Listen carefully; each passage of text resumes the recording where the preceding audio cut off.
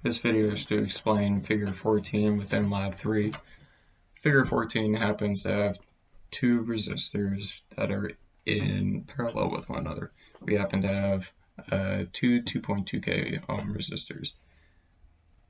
Up here, you'll see that they're also connected to our power supply. The power supply is going to be given off that 12 volts.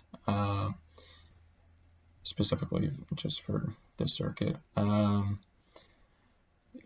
your total resistance is going to be half of 2.2K simply because of the fact that if you have resistors of equal value, however many you happen to have, you're simply going to take the nominal resistance of one of them and divide it by the number of how many there are.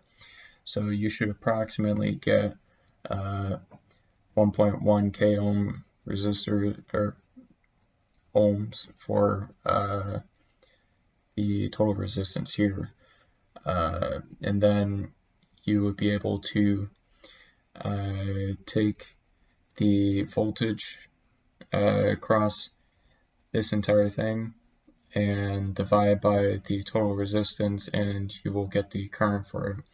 What you'll notice is that if you measure the current across each of these resistors, since they are of equal value, they're going to be half of the total current going through because there are two of them.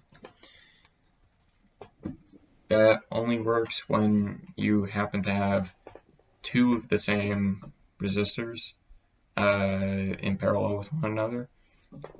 If you happen to have three resistors all of the same value, then it's going to be a third. If you have four, then it's going to be a fourth for every single component, and so on and so forth.